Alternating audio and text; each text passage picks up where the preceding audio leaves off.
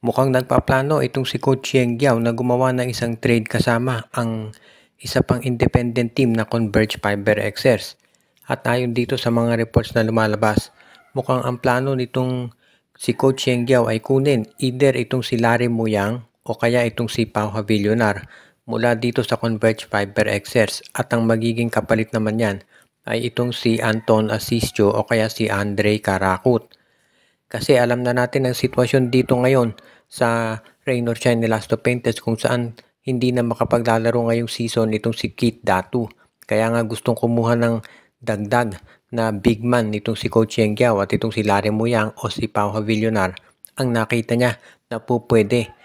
Mga matatawag na role player itong si Muyang at itong si Havillonar, pero sila yung tipo na nababagay dito sa sistema dito sa Rain or Shine Elasto Painters, kaya mukhang okay na okay kapag ito ang kinuha ni Coach Yeng Giao.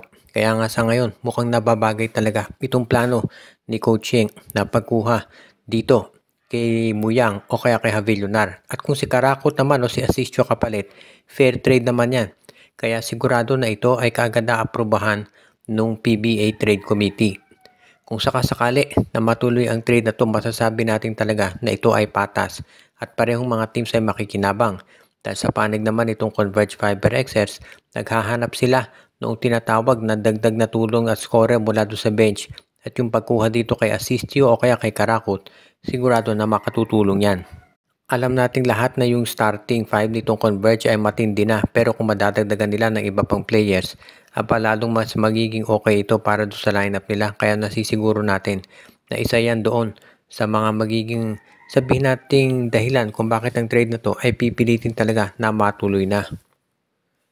Ito namang San Miguel Beer ay isa pang team na nagpe-prepare ngayon habang nakabreak ang PBA para bigyan daan ng gilas. Itong lineup ni Coach Leo Austria ay gumagawa na ng hakbang para maging mas matindi yung kanilang roster.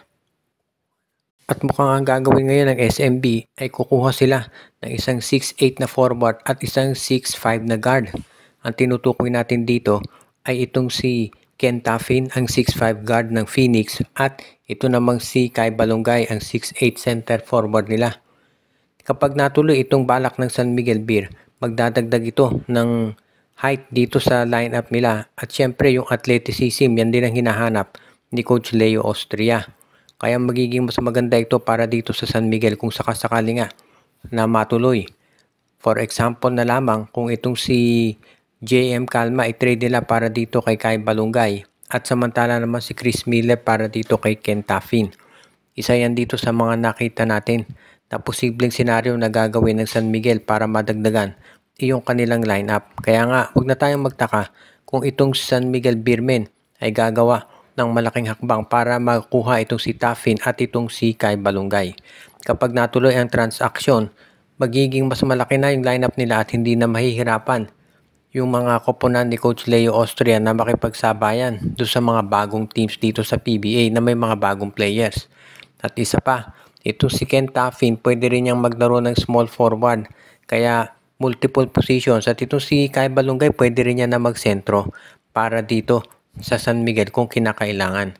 At yan ang dahilan kung bakit ang SMB ay determinado na makuha ang mga nasabing player. Kaya nga nasisiguro natin na isa to doon sa mga planong gawin talaga ng San Miguel para makumpleto na iyong kanilang roster at mabigyan sila na tinatawag na malaking advantage pagdating dito sa PBA. Inabi ni Juan Gomez de Leano na nagulat siya nang siya ay matanggal dito sa Gilas Pilipinas.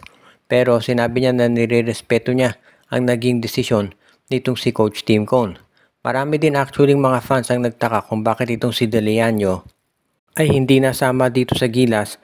Gayong alam naman natin na isa ito sa mga pinakamahusay na point guards ngayon sa PBA. At yung point guard talaga ang kinakailangan dito sa ating lineup sa Gilas. Kaya nga mukhang dyan talaga nagpaplano itong, sabihin natin, kampo ni De Leano na pagandahin pa yung kanyang performance dito sa mga training ng national team para sa susunod siya ay mapili. Meron namang mga nagsasabi na hindi raw talaga nagustuhan to ni Coach Tim Cone at pinaboran yung kanyang sariling player na si RJ Abarientos. Pero in fairness naman, mahusay din na player to si RJ at meron din yan experience sa paglalaro sa international basketball. Kaya hindi na nakapagtataka na siya talaga ay masasama dito sa Gilas Pilipinas. Ngayon, kung sakasakali na sabihin natin papipiliin itong si Team Com kay RJ at kay Juan Gomez de Leaño, hindi naman siguro aabot sa ganyang sitwasyon dahil itong si RJ pwedeng scorer at itong si de Leaño pwedeng playmaker. At saka marami namang ibang players niya na pwedeng mapalitan ito si de Leaño. For example, si CJ Perez o kaya si Chris Newsome pwedeng alisin kapalit ni Juan Gomez de Leaño. Kaya sa tingin ko magiging mas maganda at hindi dapat maging problema dito yung hindi pagkuha kay Juan Gomez de Leaño dahil eventually ay masasama at magkakaroon din niya ng time para mapunta dito sa Gilas Pilipinas. Kaya nga sigurado na magiging isa dito sa mga top na players ng future ng Gilas natin, itong si Juan Gomez de Leaño. Pero sa ngayon ay mukhang dito muna siya sa Converge magfo-focus sa ngayon. Ang Blackwater bossing naman ayon doon sa mga lumalabas na reports ay pinag-aaralan kung paano mapapalakas itong kanilang roster. Dahil sa ngayon itong Converge Fiber, itong Blackwater bossing, ang sabi nga nung iba kung inyo yung titignan mabuti yung lineup nitong si Coach Jeffrey Cariaso, malakas naman ito at hindi sila dapat nag-i-struggle ng ganyan. Dahil nandiyan si Cedric Fairfield, si Dalf Panopio at si Christian David. Kung i-consider natin yung lineup nitong Blackwater bossing, kung isasama pa natin yung iba nilang mga players, ay dapat mas maganda yung kanilang standing. At sabi nga nung iba, baka ang naging problema na dito ay yung coaching. Pero hindi pa natin natitiyak kung ano yung mga pagbabago na pwedeng gawin nitong Blackwater. Ang maliwanag lang ay meron daw mga changes na mangyayari dito. At yan naman talaga hindi nakapagtataka.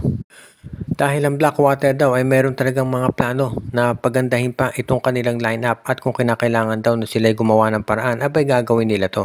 So as it is, alam natin na itong Blackwater ay isa dito sa mga kinukonsidera na farm team.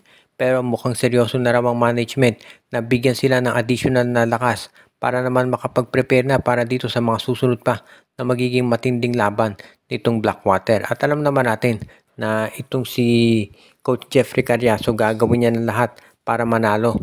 Ngayon, nandun na yan sa management kung sino yung mga players na mapupunta dito sa Blackwater. Pero alam lang natin, itong Blackwater gagawin ng lahat para masiguro na sila yung magiging ready na dito sa mga susunod pa nilang mga games. Ngayon, kung matitrade ba itong si Fairfield, si David o si Panopio, syempre sa bandang huling management na magde-decide. Mag-expire ang kontrata ni Fairfield at the end of the season at malakas ang ugong-ugong na baka ito'y umalis na sa Blackwater. So isa pa yan doon sa mga bagay na kinakailangan i-considera ngayon ditong management nila dahil baka umalis si Fairfield nang hindi sila nakakakuha ng kapalit. Bago tayo magtapos ay batiin natin yung ating mga taga-subaybay katulad nila Anthony Alon, si Michael D., Ireneo Salangsang, si Dexter Domer, Jonel Alagon, Mon de Guzman, si Ireneo Salangsang, binabati din natin si Joshua Giray, Espejo at Rosales family, si Dexter Domer, si Katsakino Dukusin at yung iba pa natin na mga regular na mga viewer.